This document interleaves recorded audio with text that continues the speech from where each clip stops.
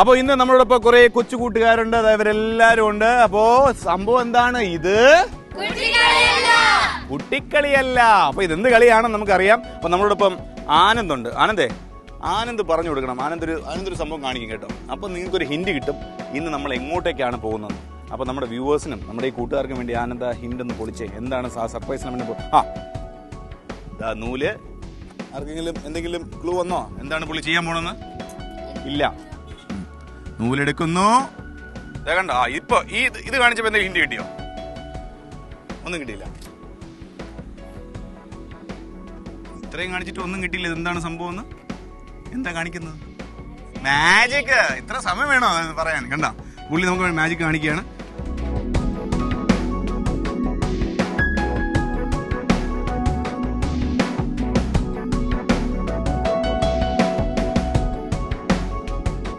ഇപ്പോൾ നമുക്ക് കാണാൻ സാധിക്കുന്നത് രണ്ടറ്റമുള്ള ഒരു കയർ, അതിനിടയ്ക്ക് ഒരു നോട്ടുണ്ടല്ലേ, ഒരു കെട്ടുണ്ടല്ലേ. എന്നാൽ നമുക്കൊന്ന് നോക്കാം. ഞാനിതിൻ്റെ കൈവശം വെച്ചിട്ട് ഒന്ന് മടക്കാൻ പോവുകയാണ്. മടക്കുമ്പോൾ എൻ്റെ പോക്കറ്റിൽ നിന്ന് ഞാനൊരു മാന്ത്രിക പൊടി ഇട്ടു. ഒന്നും കൂടെ മടക്കി പൊടി ഇട്ടു. ഓക്കെ, ഒന്നും കൂടെ മടക്കുന്നു.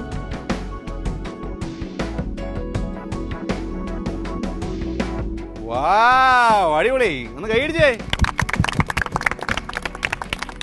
ഇതാണ് സംഭവം. പക്ഷെ ഇനിയാണ് റിയൽ ഒരു സർപ്രൈസ് വരുന്നത്. ആനന്ദേ, കൊള്ളാൻ കാണുന്ന കേട്ടോ. ആ പൊടി എനിക്കും കൂടെ കുറച്ച് തരണം, വീട്ടിൽ കൊണ്ടുപോയി. അപ്പോൾ എന്തായാലും ആ പൊടിയുമായിട്ട് നമ്മൾ പോകുന്നത് വളരെ ഒരു സർപ്രൈസിങ് ഏരിയ ആണ്. നിങ്ങൾക്ക് എല്ലാവർക്കും ഒരു സർപ്രൈസ് തരാൻ പോകും കേട്ടോ. നമുക്കെല്ലാം ഒരുമിച്ച് ആ സർപ്രൈസ് പൊളിക്കണ്ട, നമുക്ക് ഒരുമിച്ച് അങ്ങോട്ടേക്ക് പോവാം. ഓക്കെ, ആനന്ദിന് ഒരാളെ കാണിച്ചു തരാം. നടന്നോളൂ.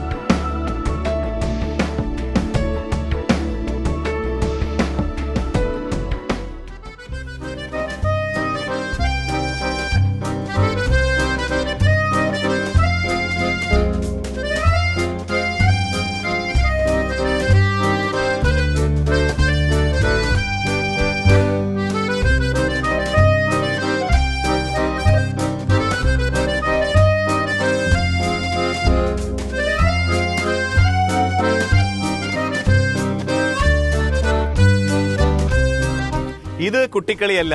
നമ്മളോടൊപ്പം ഒരുപാട് ഗസ്റ്റ് നമ്മളോടൊപ്പം വന്നിട്ടുണ്ട്. പക്ഷെ ഇന്ന് നമുക്കുള്ള ഗസ്റ്റ് എന്ന് പറഞ്ഞാൽ വളരെ പ്രിയപ്പെട്ട ഗസ്റ്റ് ആണ്. എസ്പെഷ്യലി കുട്ടികൾക്ക് വളരെ വളരെ വളരെ പ്രിയപ്പെട്ട ഗസ്റ്റ് ആണ് ഇന്ന് നമ്മളോടൊപ്പം ഉള്ളത്. അപ്പൊ എന്തായാലും ഇന്ന് കൊച്ചി ടിവിക്ക് ഈ പ്രോഗ്രാമിൽ ഗസ്റ്റ് ആയിട്ട് കിട്ടിയിരുന്നത് മാജിക് എന്നൊരൊറ്റ പേര് പറഞ്ഞാൽ നമ്മളൊരു ടാഗ് ലൈൻ പോലെ ആഡ് ചെയ്യുന്ന ഒരേ ഒരു പേരുണ്ട്.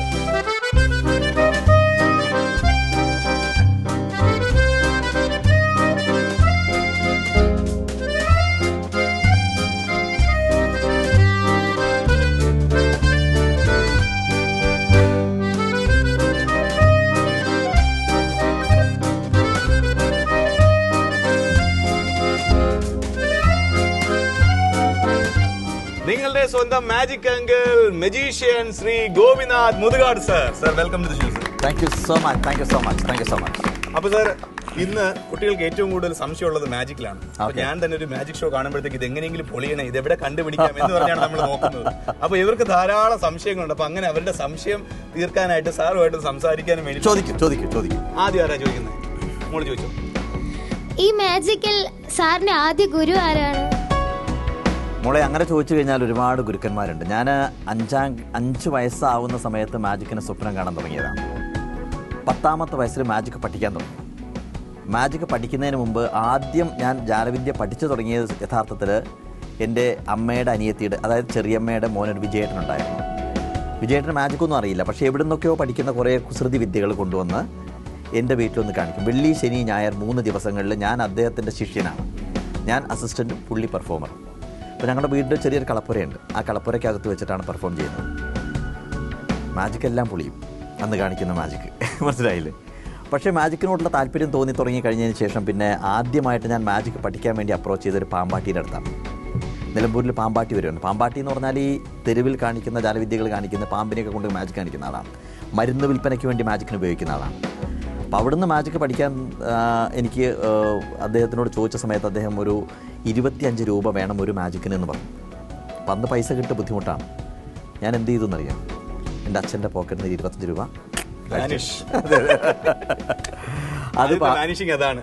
അത് പാമ്പാട്ടി കൊണ്ടു കൊടുത്തു. പക്ഷെ അതിൻ്റെ ശിക്ഷ എനിക്ക് കിട്ടി.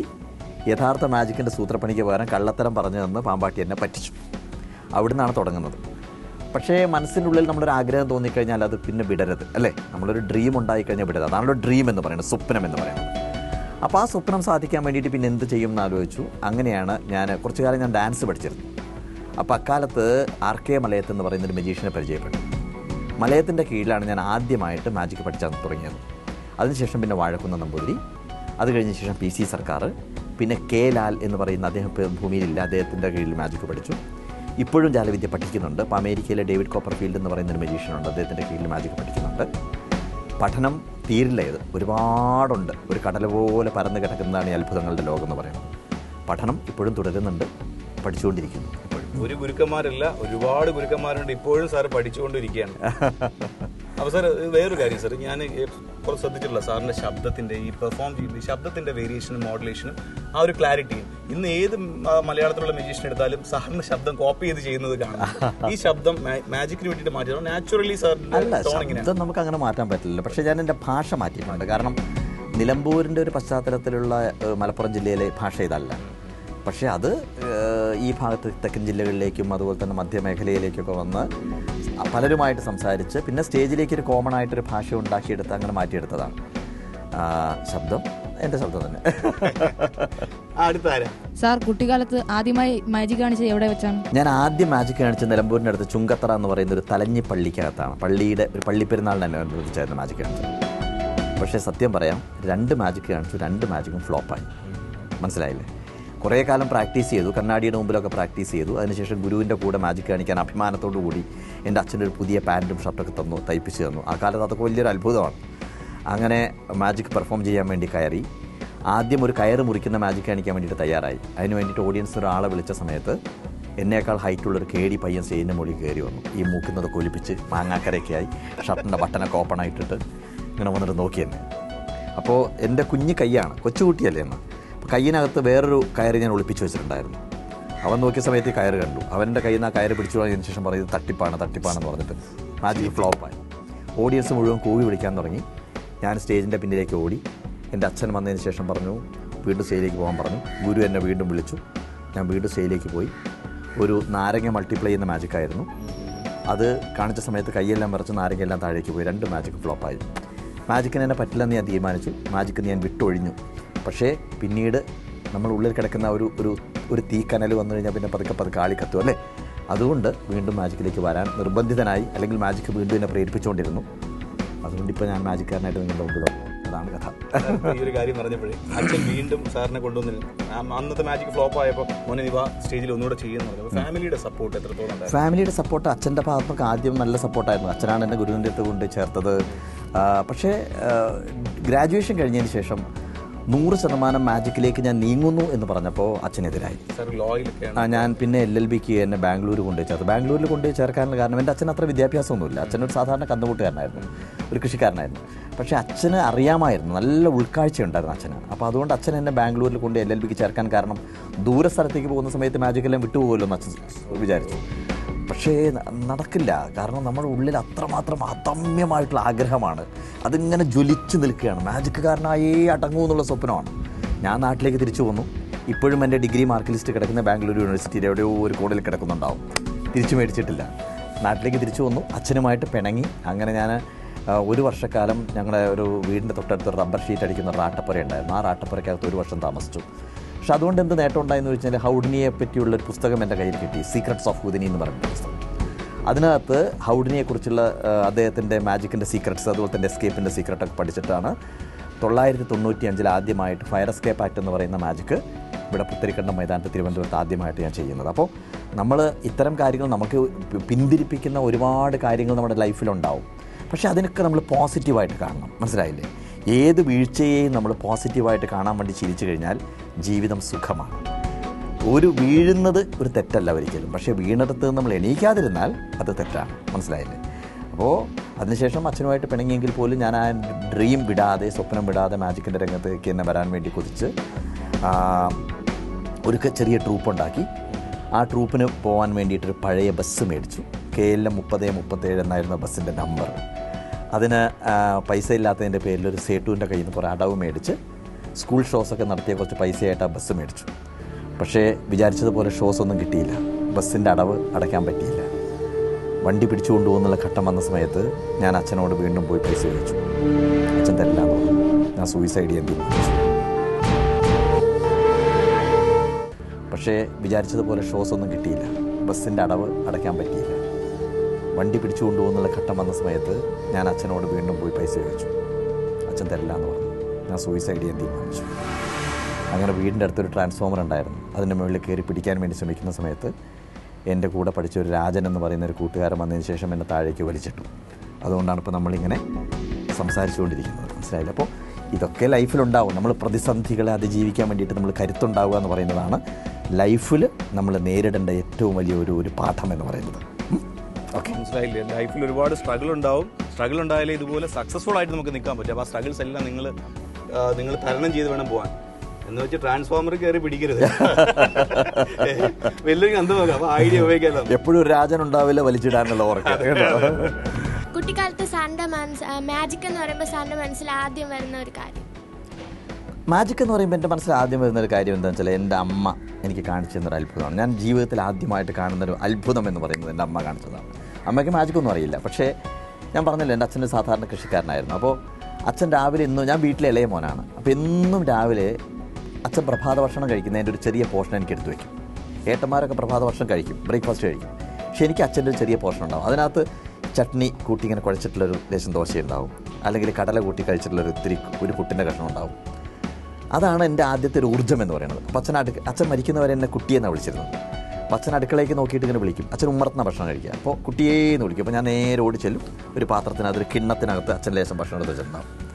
അപ്പോൾ ഒരു ദിവസം അച്ഛൻ അവിടെ കളവൂട്ട് കിടക്കുകയായിരുന്നു. നമ്മുടെ പാടത്ത് കളവൂട്ട് കിടക്കുക. അപ്പോൾ അച്ഛൻ അവിടെ താഴ്ത്തിക്ക് പോയി.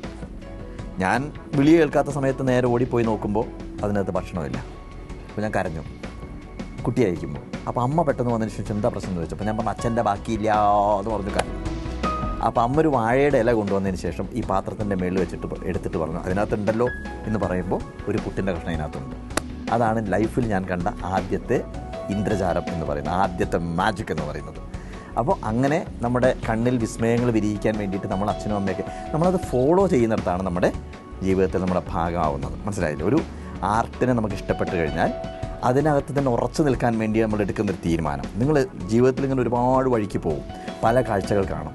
നിങ്ങൾ എന്തായി തീരണമെന്ന് തീരുമാനിക്കാനുള്ള അധികാരം വേറെ ആർക്കുമില്ല. നിങ്ങളുടെ അച്ഛനില്ല, അമ്മയ്ക്കില്ല, നിങ്ങളുടെ അധ്യാപകർക്കില്ല, ആർക്കുമില്ല. നിങ്ങൾക്ക് മാത്രം അവകാശപ്പെട്ടതാണ്. അതിനകത്ത് റൈറ്റ് ആയിട്ടുള്ളൊരു വഴി, നിങ്ങൾക്ക് ഇഷ്ടപ്പെട്ടൊരു വഴി, ആ പാഷനിൽ തന്നെ വർക്ക് ചെയ്യാൻ സാധിക്കുക എന്ന് പറഞ്ഞാൽ മധുരമാണത്. മനസ്സിലായില്ലേ?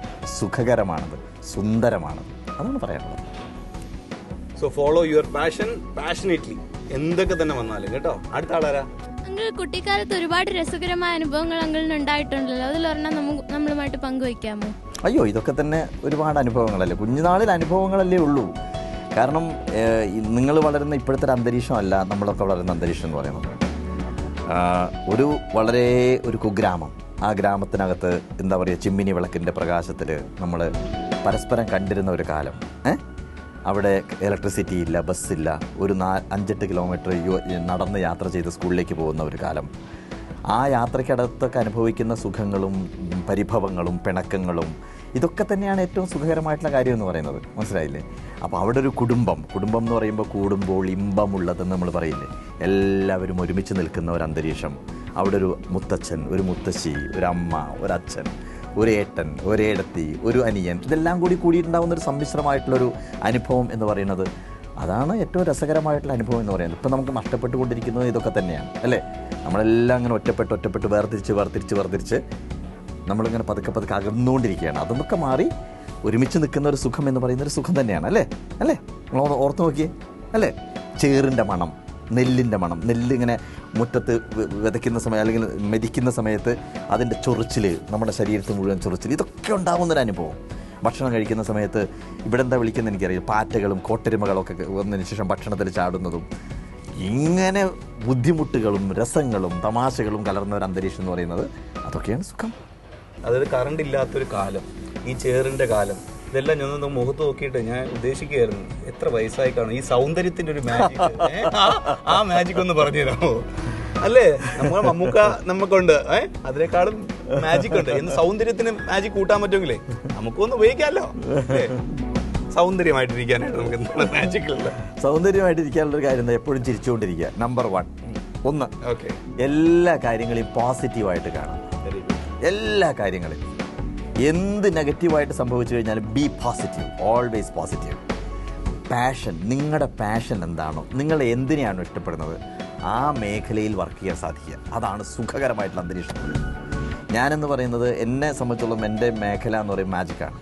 ഞാൻ മാജിക്കിനെ പ്രണയിച്ചതാണ്, ഇഷ്ടപ്പെട്ടതല്ല. പ്രേമമായിരുന്നു മാജിക്കുമായിട്ട് എനിക്ക്. മനസ്സിലായില്ലേ?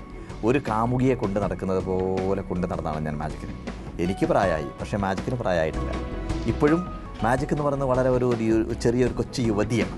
അപ്പോൾ അതിനെ ചേർത്ത് പിടിച്ചിങ്ങനെ കൊണ്ട് നടക്കുന്ന സമയത്ത് നമുക്ക് തോന്നും നമുക്ക് പ്രായമാവുന്നില്ല എന്ന് തോന്നും. അത് തന്നെയാണ് എൻ്റെ കാര്യം എന്ന് പറയുന്നത്. സാർ, കാഴ്ചക്കാരെ വിസ്മയിപ്പിച്ച് പല മാജിക്കുകൾ കാണിച്ചിട്ടുണ്ട്, അപകട സാധ്യതയുള്ള. അതിലൊരു അനുഭവം, ഞാൻ അപകട സാധ്യതയുള്ള മാജിക്കുകൾ കാണിക്കുന്ന സമയത്ത് ഒരുപാട് ഫ്ലോപ്പുകൾ സംഭവിച്ചിട്ടുണ്ട്. ഒരുപാട്, ഇപ്പോഴും സംഭവിക്കാറുണ്ട് ഫ്ലോപ്പുകൾ. പക്ഷേ പരിചയം, കുറേ കാലം നമ്മളൊരു മേഖലയിൽ വർക്ക് ചെയ്യുമ്പോൾ നമുക്കറിയാം അല്ലേ. നമ്മളിപ്പോൾ ഓഡിയൻസിനോട്, നിങ്ങളോട് ഞാൻ പറയുന്ന ഒരു മാജിക്ക് കാണിക്കാമെന്ന് പറയുമ്പോൾ എന്താണ് ഞാൻ കാണിക്കാൻ പോകുന്ന എഫക്റ്റ് എന്ന് ഒരിക്കലും പറയില്ല. മാജിക്ക് തുടങ്ങും, ഫ്ലോപ്പ് ആവുന്ന സമയത്ത് നിങ്ങളറിയാതെ അതിനെ മറ്റൊരു വഴിയിലേക്ക് തിരിച്ചുവിടാനുള്ള ഒരു സാമർഥ്യമാണ് ജാലവിദ്യക്കാരൻ നേടിയെടുക്കുന്ന ഒരു തന്ത്രം എന്ന് പറയുന്നത്. പക്ഷേ ആദ്യം ഫയർ എസ്കേപ്പ് ആക്ട് ഞാൻ കാണിച്ചു. അത് കാണിച്ചു കഴിഞ്ഞതിന് ശേഷം പിന്നെ Kozhikode water torture escape act എന്ന് പറയുന്നൊരു മാജിക് കാണിച്ചു. നിങ്ങൾക്കറിയോ അതിൻ്റെ അനുഭവം? അറിയില്ല. അതെന്താണെന്ന് വെച്ച് കഴിഞ്ഞാൽ ഒരു ഗ്ലാസിൻ്റെ ചേമ്പറാണ്, ഒരു ഗ്ലാസിൻ്റെ പെട്ടി, അതിനകത്ത് വെള്ളം നിറയ്ക്കും. വാട്ടർ ടോർച്ചർ എസ്കേപ്പ് ആണെന്ന് പറയുന്ന മാജിക്കിൻ്റെ പേര്. ഫയർ എസ്കേപ്പ് ആക്ട് എന്ന് പറയുന്നത് ക്രെയിനിൽ അപ്സൈഡ് ഡൗൺ ആയിട്ട് കെട്ടി തൂക്കിയിട്ട് 40 അടി ഉയരത്തിൽ കൊണ്ടുപോയിട്ട് തീക്കൂനക്കകത്തേക്ക് ഇട്ടിട്ട് രക്ഷപ്പെടുന്നതാണ്. അത് ഇവിടെ ആദ്യം കാണിച്ചു. അപ്പോൾ നമുക്ക് സ്വാഭാവികമായിട്ട് നമ്മുടെ ഉള്ളിൽ ഇങ്ങനെ താല്പര്യം തോന്നി, അടുത്തത് കാണിക്കണം. എന്തുകൊണ്ട് എന്ന് ചോദിച്ചു കഴിഞ്ഞാൽ എനിക്ക് അറിഞ്ഞുകൂടാ. എവറസ്റ്റ് കൊടുമുടി കീഴടക്കിയ സമയത്ത് താഴേക്ക് വന്നപ്പോൾ ഹിലാരിയോട് ഒരാൾ ചോദിച്ചു, നിങ്ങൾ എന്തിനാണ് എവറസ്റ്റ് കൊടുമുടിയെ കീഴടക്കിയതെന്ന് ചോദിച്ചു. ഹിലാരിയുടെ ഉത്തരം എന്താണെന്നറിയാമോ? അത് അവിടെ ഉള്ളത് കൊണ്ട്. അതായിരുന്നു ഉത്തരം. അപ്പോൾ അത് അവിടെ ഉള്ളത് കൊണ്ട് വീണ്ടും വീണ്ടും ആഗ്രഹം കൂടി വരുന്നു. ആ മാജിക്ക് ചെയ്യാൻ വേണ്ടി വീണ്ടും താല്പര്യം ഉണ്ടായി. അങ്ങനെ വാട്ടർ ടോർച്ചർ എസ്കേപ്പ് ആക്ട് എന്ന് പറയുന്ന മാജിക്ക് നമ്മൾ കോഴിക്കോട് അരങ്ങേറാൻ പോവുകയാണ്. 1 വർഷം പ്രാക്ടീസ് ചെയ്തു. ഒരു ഗ്ലാസിൻ്റെ ബോക്സ്, അതിനകത്ത് വെള്ളം നിറയ്ക്കുന്നു, ഇലക്ട്രിസിറ്റി പാസ് ചെയ്യുന്നു. ഷോക്ക് അടിക്കാതിരിക്കാൻ വേണ്ടിയിട്ട് എൻ്റെ ഹാൻഡ് കഫ് വെച്ച് ചങ്ങലകൾ കൊണ്ട് പൂട്ടിക്കഴിഞ്ഞതിന് ശേഷം ഒരു പ്ലാസ്റ്റിക് സാക്കിനകത്താക്കി പ്ലാസ്റ്റിക് സാക്ക് കെട്ടിയിട്ട് വെള്ളത്തിലേക്ക് ഇടും. ഷോക്ക് അടിക്കില്ല, കാരണം പ്ലാസ്റ്റിക് സാക്ക് ഉള്ളതുകൊണ്ട്. ഇതിൻ്റെ മേളിലൊരു കൂറ്റൻ കുന്തം തൂങ്ങിക്കിടക്കുന്നുണ്ടാവും, ഒരു 300 കിലോഗ്രാം ഭാരം വരുന്നൊരു കുന്തം. ഒരു മിനിറ്റിനുള്ളിൽ രക്ഷപ്പെടണം. അതാണ് മാജിക് എന്ന് പറയുന്നത്. അപ്പോൾ 1 മിനിറ്റ് ക്ലോക്ക് വർക്ക് ചെയ്യും. ഇവിടെ 1 മിനിറ്റ് ടച്ച് ആവുന്ന സമയത്ത് ഈ കുന്തം താഴേക്ക് വീഴും. അതിനു മുമ്പ് എസ്കേപ്പ് ചെയ്യണം. അപ്പോൾ ഒരു ചകിരിപ്പരമ്പ് കൊണ്ട് മറച്ചു കഴിഞ്ഞാൽ നമുക്കുള്ള ഞാൻ സീക്രട്ട് പറഞ്ഞുതരാം. നമുക്കുള്ള സിഗ്നൽ എന്ന് പറയുന്നത് ഈ ഇലക്ട്രിസിറ്റി ഇതിനകത്ത് കട്ട് ചെയ്യും നമ്മൾ ഓപ്പറേറ്റർ. ഇപ്പോൾ നമുക്കൊരു ബൾബുണ്ട്, ആ ബൾബ് കെട്ട് കഴിഞ്ഞാൽ നമുക്കറിയാം ഇലക്ട്രിസിറ്റി പോയി, ഇനി രക്ഷപ്പെടാമെന്നറിയാം. രണ്ടാമത്തെ കാര്യം, എല്ലാ ലോക്കിൻ്റെയും താക്കോല് ഡ്യൂപ്ലിക്കേറ്റ് ലോക്ക് നമ്മുടെ കയ്യിൽ സൂക്ഷിച്ചിട്ടുണ്ടാവും. ഫാസ്റ്റായിട്ട് ലോക്കുകൾ അഴിക്കുക എന്ന് പറയുന്നത് മാത്രമാണ് തന്ത്രം. വളരെ ഫാസ്റ്റായിട്ട് അഴിക്കണം. അതിനകത്ത് കയറി ഞാൻ റെഡിയായി പുറത്തുനിന്ന് അനൗൺസ്മെൻറ്റ് കേൾക്കുന്നു. അൺഫോർച്ചുനേറ്റ്ലി എൻ്റെ ഓപ്പറേറ്റർ ഇതിനകത്തേക്കുള്ള ഇലക്ട്രിസിറ്റി കണക്ഷൻ വിച്ഛേദിക്കാൻ മറന്നുപോയി. എനിക്ക് കാണാം ബൾബ് ഇങ്ങനെ കത്തിക്കിടക്കുന്നത് കാണാൻ പറ്റുന്നുണ്ട്, ഒന്നും ചെയ്യാൻ പറ്റുന്നില്ല. അനൗൺസ്മെൻറ്റ് കേൾക്കാം, അദ്ദേഹം മരിച്ചുപോയി. യൂണിവേഴ്സിറ്റിയിലൊരു ദേവാനന്ദ് എന്ന് പറയുന്ന ഒരാളായിരുന്നു അനൗൺസ് ചെയ്തത്. എനിക്ക് കേൾക്കാം 20 സെക്കൻഡ് 30 സെക്കൻഡ് ഇങ്ങനെ കേൾക്കാൻ പറ്റും. ഒന്നും ചെയ്യാൻ പറ്റുന്നില്ല. എനിക്ക് 2 ചോയ്സേ ഉള്ളൂ, എങ്ങനെ മരിക്കണം എന്നുള്ളത്. ഒന്നുകിൽ ഷോക്ക് അടിച്ച് മരിക്കണം, അതല്ലെങ്കിൽ ഈ കുന്തം താഴേക്ക് വീണ് അങ്ങനെ മരിക്കണം. ഇതിൽ ഏത് വേണമെന്ന് മാത്രം സെലക്ട് ചെയ്യാനുള്ള അധികാരമുള്ളൂ. അങ്ങനെ ഇരിക്കുമ്പോൾ ഈ ചകിരിപ്പരമ്പ് വെറുതെ ഒരാൾ, എൻ്റെ കൂടെ ഉണ്ടായിരുന്ന ഒരാൾ വെറുതെ അടർത്തി നോക്കുമ്പോൾ ബൾബ് കെട്ടിയിട്ടില്ല എന്ന് മനസ്സിലായി. പുള്ളി ഉടനെ തന്നെ പോയിട്ട് ഈ വയറ് വലിച്ചെടുത്ത് പൊട്ടിച്ചു. കറണ്ട് പോയി എന്ന് മനസ്സിലായതോടുകൂടി ഞാൻ ചാക്കെല്ലാം കയറി പുറത്തേക്ക് വരുമ്പോഴത്തേക്ക് 57 സെക്കൻഡായി. അന്ന് ടൂറിസം മിനിസ്റ്റർ ആര്യാട മുഹമ്മദാണ്, പുള്ളി അവിടെ ഇരിക്കുന്നുണ്ട്. UKS ചവാൻ എന്ന് പറയുന്ന ആൾ കോഴിക്കോട് കളക്ടറാണ്, അദ്ദേഹം ഇരിക്കുന്നുണ്ട്. 57ാമത്തെ സെക്കൻഡിൽ ഞാൻ പുറത്തേക്ക് ചാടും. 58, 59, 60ലേക്ക് കുന്തം വന്ന് വീഴുന്നു. തീ ആളി പടർന്നു. ഞാൻ പുറത്തേക്ക് ചാടി. ഈ കയ്യിൽ കാണുന്ന മാർക്കുകളെല്ലാം അന്നുണ്ടായ മാർക്കുകളാണ്, പൊള്ളലാണ്. ചെവി പൊള്ളി, മുഖം പൊള്ളി.